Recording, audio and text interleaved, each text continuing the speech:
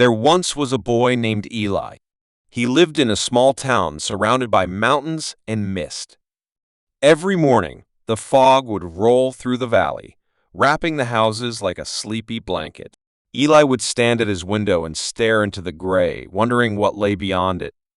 He wasn't like other kids. He didn't run for the school bus with a smile or shout across fields at recess. He carried a silence inside him, deep and wide, as if his soul was a quiet lake no one dared to step into.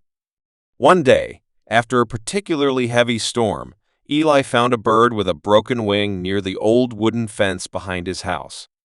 It was struggling, trembling. He crouched down and gently picked it up.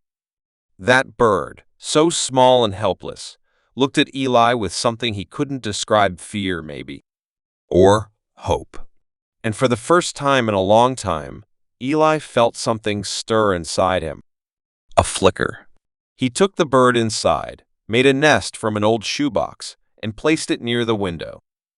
Every day after school, he would sit by it, talking in whispers, feeding it crumbs, hoping, waiting. It became a ritual, a friendship formed in silence. The bird never spoke, but its eyes told stories. Eli listened. Weeks passed. The bird began to heal, and one morning it flew, just like that, out the open window, free. His hands were empty, but his heart was full. That was the day he realized something profound. Healing doesn't always come from fixing things sometimes. It comes from loving them as they are. Now, let's pause for a moment. Wherever you are, whether you're driving, lying in bed, walking through the noise of life, take a breath. Just one. Deep, slow, real. Inhale and exhale. You're doing okay. Truly, and you're not alone. Let's return to the story. Years passed. Eli grew. He became a writer. Not a famous one, not the kind whose name echoed in bookstores or award ceremonies, but the kind who wrote letters to strangers. Yes, actual letters, handwritten. He'd leave them in cafes, on park benches, inside library books. Words like, "You are more than your worst day. You matter even when the world forgets to say so. It's okay to feel lost." Maps come later. People began to find them. And slowly, those letters found their way into hearts. Someone once wrote back, "Your note saved me. I was on the edge. And then I wasn't. Thank you." Eli never sought fame. He sought connection. Quiet, honest connection. And the world, tired of noise, began to listen. Eli's letters began to travel. One day, a woman in a bustling city found one tucked into the pages of an old poetry book at a secondhand store. She had been holding her breath for months, trapped in a cycle of work, obligation, and quiet despair. The note read, "You are not too late. You are right on time for something beautiful." She didn't cry immediately, but that night she stood on her balcony under the stars and let herself breathe. Deeply, for the first time in weeks. That one sentence stayed with her. It wasn't loud. It didn't come with flashing lights, but it felt like a lighthouse in a storm, steady and warm. She never met Eli, but she began writing her own notes too. One read, "If today is heavy, don't carry it alone." Another, "You're allowed to begin again." Even here. She left them in elevators, on train seats, in the quiet corners of the city. And just like that, Eli's whisper became a ripple. Back in Eli's town, the seasons changed. Autumn arrived with its golden leaves and gentle winds. One evening, while walking through the old part of town, Eli saw an elderly man sitting alone on a bench outside a shuttered bakery. The man's eyes were distant, like he was staring at memories. Eli sat beside him, not speaking, just sitting. Sometimes, presence is more powerful than words. After a while, the old man turned to Eli and said, "I lost her last spring. 52 years married. And now it's just me and this bench." Eli nodded, quietly pulled a folded note from his coat, and handed it over. The man opened it. The words said, "Grief is love's echo," and echoes mean it mattered. Tears welled in the man's eyes. He folded the paper slowly, like it was something sacred. "Thank you," he whispered. Eli didn't need to respond.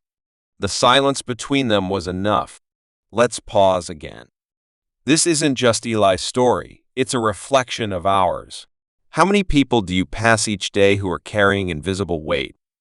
How many times have you needed someone to just sit beside you in silence? We live in a world obsessed with noise, with answers, with instant fixes. But there's something ancient and powerful about stillness, about kindness that doesn't seek attention, about words written by hand, placed gently into the world. You see, Eli wasn't special in the way magazines define it. He didn't invent something. He didn't climb Everest. He didn't break records. But he made people feel seen. And in this world, that is a kind of miracle. One day, Eli received a letter. A real one. No return address. Just a simple white envelope. Inside, there was a photograph of a small community library in another country on the other side of the world. The photo showed a bulletin board full of handwritten notes, quotes, and sketches. At the bottom, a caption read, "Inspired by a letter I once found in a book, thank you for reminding us to care." Eli stared at the photo for a long time. He smiled. He never imagined his quiet act would travel oceans. But kindness has wings, and love, when it's real, does not stay small. If you've ever felt like your presence didn't matter, like your voice was too soft to be heard, remember Eli. Remember the bird, the bench, the letters. You don't need to save the world, but you can save a moment. And sometimes, a moment is everything. If there's something you've been holding inside, a truth, a wound, a hope, maybe tonight is the night you write it down. Leave it somewhere for someone else to find. Or keep it close as a reminder that you are part of something bigger. Because stories like this one, they don't end. They echo. And somewhere, someone is waiting for your echo. Years rolled on, as they always do. The town grew older. Some buildings changed. New families moved in, while others moved away. But Eli remained a quiet presence, a soft thread in the town's tapestry. He never sought applause. He never even told people the notes were his. To him, it wasn't about being known. It was about making people feel known. Eventually, his hair turned silver and his steps grew slower. But his eyes, they stayed the same. Kind, observant, alive. One winter morning, long after the first snow had fallen, Eli walked into the local library. The same one where he had once left his very first letter, tucked into a book of forgotten poems.